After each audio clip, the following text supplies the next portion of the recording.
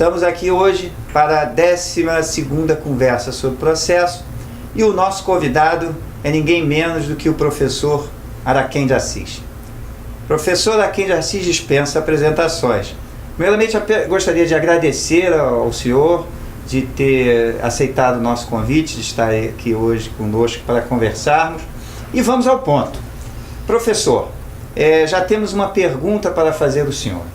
Eu gostaria de saber que o senhor, com toda a sua experiência e conhecimento, nos dissesse o que é verdadeiramente o processo de execução, para que ele serve e como ele funciona. Saudações a todos, eu agradeço o convite, é uma honra, assinalo a presença do desembargador Ayub, da desembargadora Márcia, doutor José Roberto, outros amigos aqui presentes, como a doutora Malafaia, que é sempre significativo revê-la. Pois Zé Roberto, essa pergunta é a pergunta essencial. Ou seja, todos sabemos que há uma crise na justiça civil. Essa crise, ela exige algumas terapias, e a terapia identificada como a principal é a criação de um processo civil de massas. E essa concepção ainda não rendeu frutos suficientes. Mas, de qualquer maneira, é preferível uma nova codificação do que reformas parciais. Porque as reformas parciais, que já haviam sido feitas no Brasil sem nenhum levantamento empírico, como reclamava o saudoso professor José Carlos Barbosa Moreira, nosso primus inter pares, ela resultou em dois efeitos colaterais sumamente desagradáveis, que foi a alta complexidade da lei processual, acentuada pelo uso indiscriminado de normas jurídicas elásticas ou flexíveis e o caráter assistemático da lei. Os exemplos a esse respeito poderiam se multiplicar, mas como isso já é passado, o que interessa precisar é que um novo código surgiu. Infelizmente, a meu ver, é uma obra altamente imperfeita. Afirma-se, não sem razão, que toda obra humana é imperfeita. O nosso código de 2015, ele aglutinou muitas opiniões discrepantes entre si, e inclusive do ponto de vista terminológico é contraditório. Talvez seja um exemplo trivial, mas resolveu inovar terminologicamente no artigo 487, que trata da sentença de mérito, aludindo a das hipóteses, a renúncia à pretensão processual. Mas no artigo 105, quando trata dos poderes especiais do advogado, continua a utilizar a expressão do Código de 73, renúncia sobre o direito sobre o qual se funda a ação. Ou seja, é uma observação trivial, isso não é tão importante, porque ninguém vai se impressionar com a designação do fenômeno que subsiste, bem nítido para todos nós, mas bem revela a barafunda que é o novo Código de Processo Civil. Felizmente, mexeu um pouco, quase nada, na execução. Então, vamos resgatar os fundamentos, a saber, o que é, por quê e como se executa. Claro está que eu vou me ater ao parecer mais ou menos prevalecente. Há algumas discrepâncias aqui e ali poderão ser identificadas com determinados autores. O que muito nos interessa nessa conversa, desse ponto das discrepâncias. Pois eu aduziria que nesse assunto as divergências não são bem-vindas, porque eu sou muito cioso desses fundamentos. Mas veja, como se passam esses fenômenos, a meu ver? A meu ver, há uma interdição da justiça privada ou autotutela, razão pela qual o Estado se obriga a instituir um serviço público, ideia pouco difundida, porque geralmente aludimos a poder, um serviço público destinado a resolver os inevitáveis conflitos individuais e transindividuais que surgem na vida da sociedade. Institui para tal também um órgão específico e um mecanismo magno chamado de processo, outorgando a todos, nacionais e estrangeiros, pessoas naturais e pessoas jurídicas, entes despersonalizados, todos, porque a personalidade processual é uma noção mais ampla do que a própria personalidade civil. Um direito, que é o direito de provocar esse serviço público, essa atividade específica, que é o tradicional direito de ação. A demanda de quem toma essa iniciativa cria com o Estado uma relação jurídica muito peculiar, a relação jurídica processual, com os seus problemas, tal qual qualquer outra relação jurídica, ou seja, os seus elementos de existência, pressupostos de validade e fatores de eficácia, tudo isso rotulado sob a designação equívoca de pressupostos processuais. A meu ver, a melhor organização dessa matéria é a classificação do professor Galeno Lacerda, que divide os pressupostos em subjetivos e objetivos. Os subjetivos relativos aos sujeitos do processo, portanto, partes e juízo. Relativamente ao juízo, interessa, em primeiro lugar, a jurisdição, em segundo, a competência e em terceiro, a imparcialidade. Em relação às partes, a personalidade processual, em primeiro lugar, depois a capacidade processual, depois a capacidade postulatória, porque a pessoa não só devidamente representada também precisa suplementarmente de um representante técnico, e por fim a capacidade para conduzir o processo. Também temos os pressupostos objetivos extrínsecos à relação processual, como por exemplo coisa julgada, litispendência e assim por diante, e os pressupostos intrínsecos, que é justamente a disciplina da validade dos atos internos do processo. Esse panorama apenas quer demonstrar que, primeiro, a natureza do processo é a de uma relação jurídica, tal como se entende contemporaneamente, uma relação dinâmica, uma relação progressiva e assim por diante. Quanto a isso, não há mais dúvida, porque o artigo 238, parte final do vigente Código, declara que a citação visa, aspas, integrar o réu à relação processual, fechar aspas. Portanto, pela primeira vez a lei brasileira declara que o processo é uma relação jurídica com esses problemas que eu sumariei. Mas não é isso que nos interessa aqui. O que nos interessa é que o processo é o continente. Ninguém vai a juízo, ninguém instaura um processo, ninguém exerce o direito à tutela jurídica do Estado, senão para obter um proveito, uma vantagem, uma utilidade, um bem da vida, ou mais tecnicamente, um efeito jurídico perante alguém. Portanto, o autor tem uma aspiração fundamental dentro do processo, que é obter esse bem da vida, esse efeito jurídico. Este é o conteúdo do processo, que pode ser encarado sob as mais diferentes perspectivas. Mas a que nos interessa aqui é a classificação pela força e pelos efeitos. A classificação pela força e pelos efeitos, ela é muito rica, porque nos explica a litisregulação, ou a tutela antecipada e a tutela cautelar, e assim por diante. E ela nasceu de uma intuição simples. O que nós temos antes do processo? Temos a lide. O que nós temos depois do processo? Temos a não lide.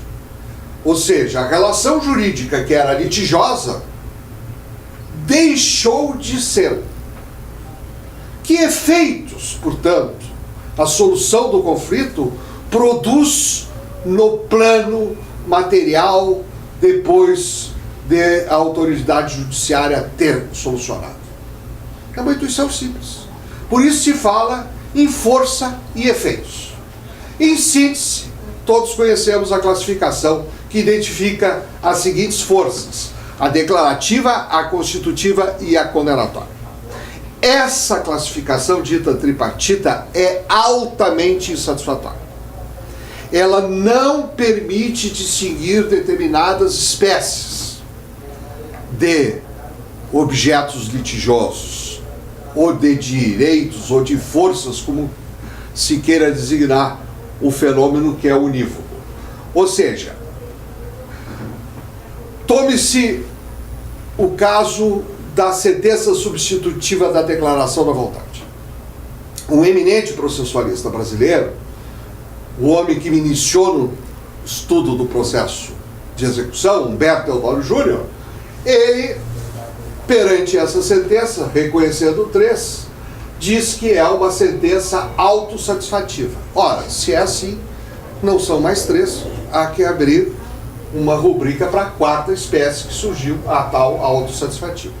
Então, gostemos nós ou não, a classificação quinária que acrescenta a força executiva e a força mandamental é a que melhor explica todo o feixe de eficácias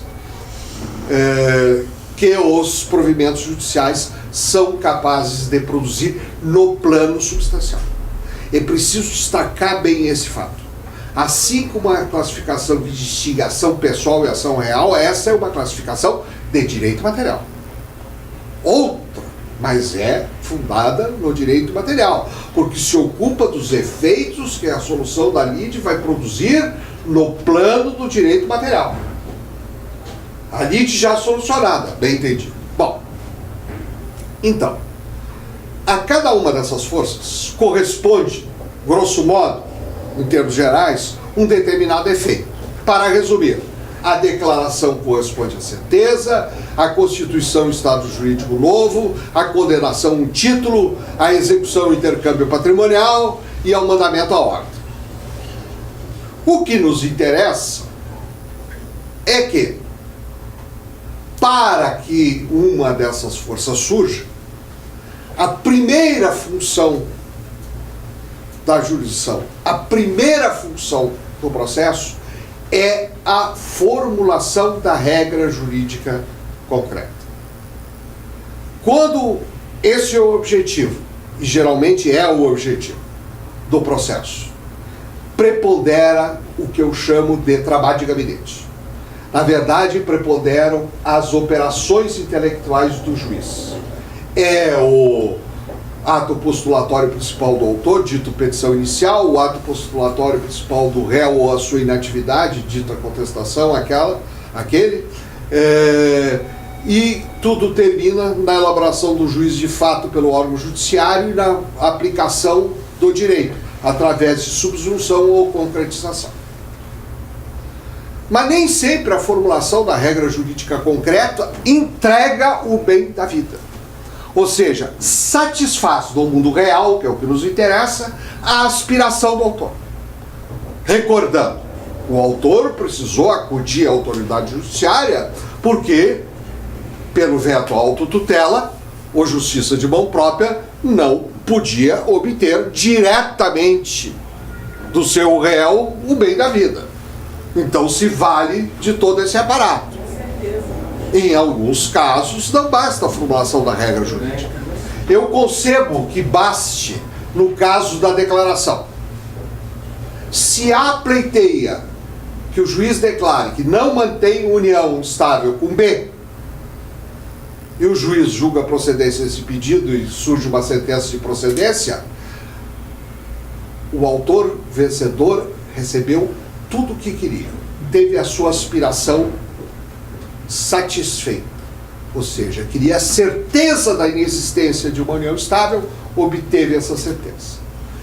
É bom notar, chegado a esse ponto, e antes de passar para a segunda espécie, que um dos méritos notáveis de Ponte Miranda, carioca honorário, lá porque residia na Lagoa, Rodrigo de Freitas, embora tenha nascido em Alagoas e foi desembargador do Tribunal de Justiça do Distrito Federal, não foi ter sustentado, contra tudo e contra todos, a classificação quinária, mas sim ter observado que nenhuma sentença é pura, ou seja, os provimentos constituem um feixe de eficácias. Quando se fala em sentença declarativa, está se dizendo uma sentença cuja força é a declaração. Isso não significa que não tenha outras forças com menor intensidade e outros efeitos. Por isso é um dos piores erros dizer-se que pode se antecipar a declaração na tutela provisória. Isso simplesmente não é possível, porque não se antecipa a certeza. Perfeito. Na verdade, vamos antecipar Os efeitos. outra coisa. Bem, mas então, no meu exemplo, então, o autor satisfez integralmente a sua aspiração. Passemos para a segunda espécie. Estado jurídico novo. A pretende dissolver o contrato que mantém com B. O pedido é recolhido, surge uma sentença de procedência. Pergunta-se: o contrato está dissolvido? Se for ação de separação de A contra B, transitar de julgado, trânsito de julgado absolutamente não é necessário, mas a bem da clareza eu invoco o trânsito de julgado. Transitar de julgado a sentença de separação, A está separado de B? Resposta: sim. O estado jurídico novo surge incontinente e satisfaz esta aspiração, no caso, a aspiração principal. Como diz Ítalo Andolina, essas são duas modalidades de tutela judicional autossatisfativas. Mas não é isso que acontece nos outros rescates. Suponha que A entre com uma ação de despejo contra B, que é uma típica ação executiva. Não digo que seja lato sensu, porque não pode ser lato, porque não tem stricto sensu. Então é ação executiva tão somente. A entra com uma ação de despejo contra B, surge a sentença de procedência, transito julgado. A está satisfeito? Não. Porque A não entrou com ação de despejo pelo prazer de dissolver o contrato de locação, ou cancelar a averbação desse contrato, que é a eficácia mandamental eventual no alvo imobiliário, ou declarar o seu direito a retomar. Não é nada disso que o autor quer. O autor quer recuperar a posse do bem. Isso vale também para aqueles casos de condenação. Ou seja, A, cujo carro foi atingido pelo veículo de B, entra com uma ação de reparação, pleiteando R$5.000, ganha, transita e julgada a sentença. Está A satisfeito? A meu ver, absolutamente, porque o patrimônio dele, no mínimo, está desfalcado dos R$5.000 que ele utilizou para consertar o seu veículo. A mesma coisa da sentença mandamental. Ninguém quer uma ordem em tese, quer uma ordem cumprida. Se João quer mudar o seu nome para Joana, só vai ficar satisfeita realmente depois de julgado procedente esse pedido e expedido o mandado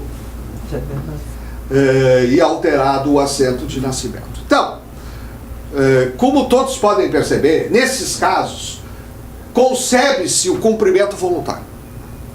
Ou seja, o inquilino pode desocupar, o condenado pode pagar, e no caso do registrador, eu nem sequer concebo interesse prático, econômico, de qualquer outra natureza para resistir a essa determinação. É verdade que pode surgir a impossibilidade absoluta. Ou seja, simplesmente não é aquele registrador que recebe a ordem que praticou o ato, que tem no seu ofício o assento de nascimento em questão. Já chegaremos lá, né? Mas em princípio não há motivo para resistências. E concebe-se o cumprimento voluntário. Mas, isso é muito raro. Então vai ser necessária uma atividade suplementar, prática, que se distingue da formulação da regra jurídica, que é um trabalho de gabinete, por ser um trabalho de campo. Executar é uma atividade que visa satisfazer nessas situações o vencedor, entregando-lhe o bem da vida, mediante deslocamento forçado de pessoas ou de coisas. É, portanto, um típico trabalho de campo. E, principalmente, um desafio muito maior para a autoridade judicial.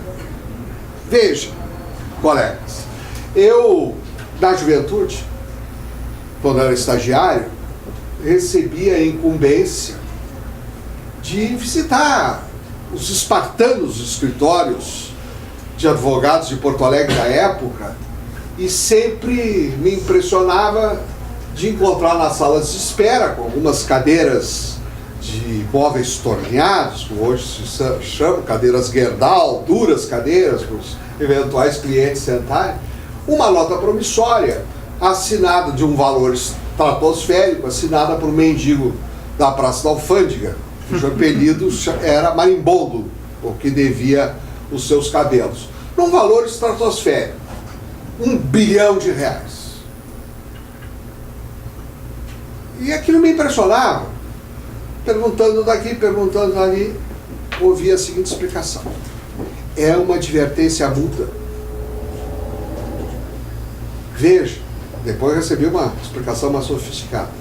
Veja, esse ato jurídico entrou no mundo jurídico, ele existe, seus requisitos de validade estão satisfeitos, seus fatores de eficácia estão satisfeitos, como o título cambial, é um título completo, mas não serve para nada.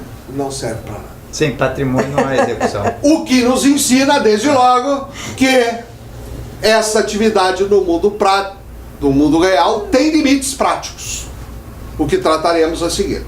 Mas eu não poderia dar esse passo sem antes esclarecer a diferença entre a condenação e execução.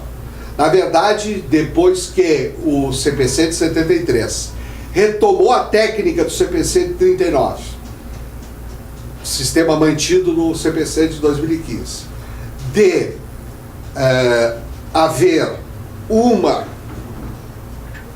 execução no mesmo processo, passou-se a dizer que não há diferença entre uma espécie e outra, todas as ações são executivas lato sensu. Isso é um equívoco.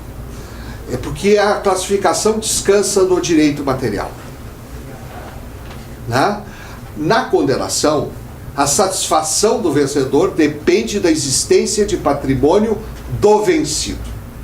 Na execução lato sensu, como reivindicatória e outras, vai se reaver um bem que integra o patrimônio do vencedor, que é o caso do despejo. No mínimo, a posse precisa ser recuperada, porque o direito brasileiro conhece locação a non dono. Portanto, não há diferença. E o argumento é de lato sensu. Nada me irrita mais do que se dizer que o cumprimento é uma fase, um incidente. Mas é muito corrente hoje essa expressão. Pois é o que revela o nosso estado deplorável dos estudos. O que há no cumprimento de sentença é uma acumulação sucessiva de pretensões. O argumento é de lege lata. Veja, se na impugnação, artigo 525, parágrafo 1º, inciso 7º, o executado pode alegar exceções e objeções materiais, dentre os quais a prescrição, desde que superveniente a sentença, e a prescrição extingue a pretensão, artigo 189 do Código Civil, isto significa que depois da sentença surge uma nova pretensão com prazo próprio, súmula 150 do Supremo Tribunal Federal, que é a pretensão a executar. Então o senhor acha que existem ainda, não duas fases, mas duas demandas? Eu tenho absoluta certeza que em simultâneo processo existe uma acumulação sucessiva de pretensões. Fenômeno conhecido e estudado há séculos. Mas ninguém atenta para o 525, parágrafo 1º, inciso 7º. O que há é acumulação sucessiva de pretensões ou de ações, como queira. Preferiu pretensão. Pretensão à condenação primeiro, pretensão à execução primeiro. Isso é tão grave, Zé Roberto, que hoje o Superior Tribunal de Justiça se debruça sobre isso, para saber, afinal de contas, qual é o prazo de prescrição da execução individual da sentença coletiva. Por exemplo, é um dos temas. A súmula 150 do Supremo, que dirimiu uma longa controvérsia travada pelos nossos civilistas e que diz que a execução prescreve no mesmo prazo da ação, né? Ela subitamente, com o processo coletivo, ressurgiu, porque passou a interessar o que acontece se uma sentença coletiva sob direitos individuais homogêneos, se surge pretensão individual para executar, qual o prazo e, principalmente, qual o efeito que uma eventual execução coletiva tem sobre o prazo da pretensão individual. Todos esses problemas seriam inexplicáveis se não admitíssemos a premissa de que a acumulação sucessiva de pretensões no assim chamado cumprimento de sentença. Não poderia terminar esse bloco, Zé Roberto, sem um esclarecimento suplementar.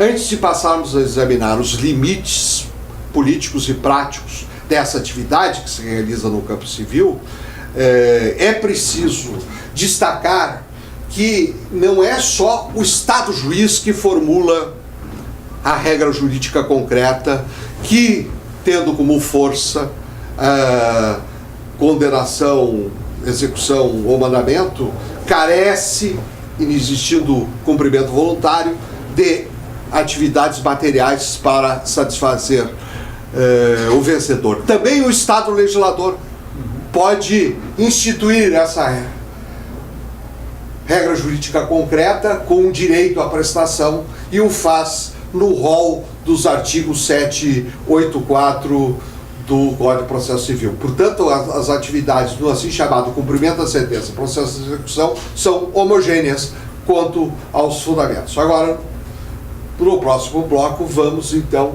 para o aspecto mais instigante de toda essa atividade, antes de passarmos aos pormenores, que são os limites políticos e práticos. Não, sem dúvida. Muito bons os seus esclarecimentos, agradeço bastante, professor, tendo visto o tempo que já não dispomos mais para concluir esse ponto. Vamos interromper agora, fazer um breve intervalo para começarmos no próximo bloco. Okay?